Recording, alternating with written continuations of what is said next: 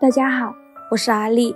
糯米别再煮着吃了，今天给大家分享个我们南方人最爱吃的糯米糍粑糕，软糯香甜，可好吃了。首先准备2斤糯米，把它倒入大碗中，倒入适量的清水没过糯米，先给它清洗一下，再浸泡2个小时左右。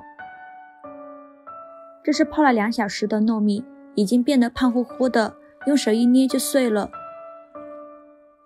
然后给它控水捞出，蒸屉中铺上一张硅胶垫，把糯米放入蒸屉中，给它铺平铺均匀。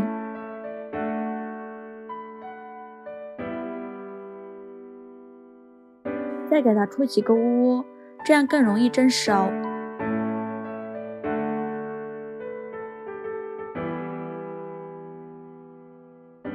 然后盖上盖子，开大火蒸40分钟。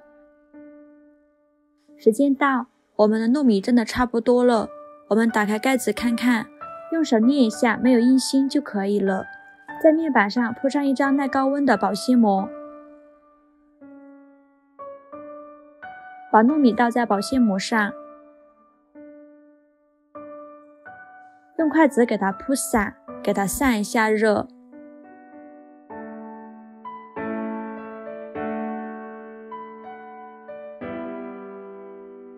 稍微放凉后，戴上一次性的手套，给它揉一下，大概需要揉15分钟左右。如果觉得粘手的，可以放一些食用油。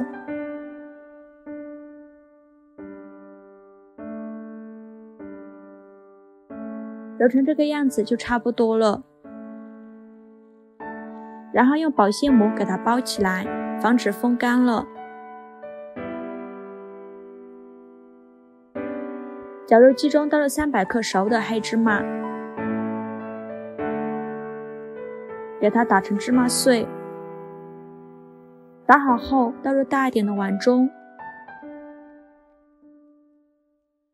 加入20克红糖，再加30克白糖，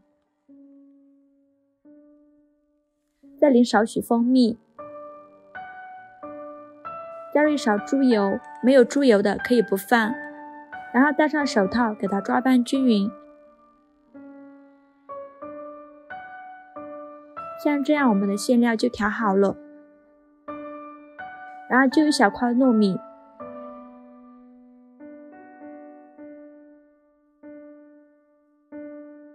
用手给它捏成一个小饼的形状，尽量给它捏得薄一点，像这样就可以。再放上刚调好的馅料，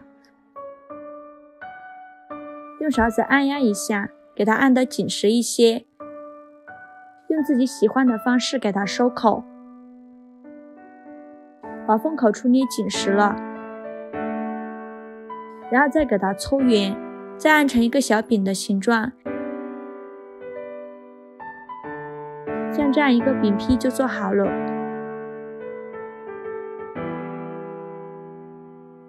全部做好后，电饼趁预热刷一层油，把小饼放入锅中，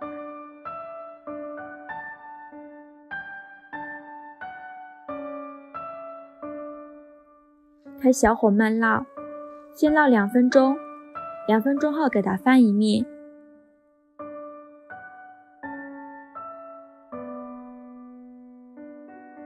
每隔2分钟翻一下面，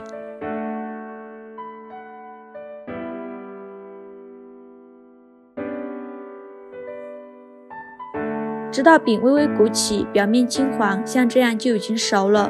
把它盛出来，装入盘中。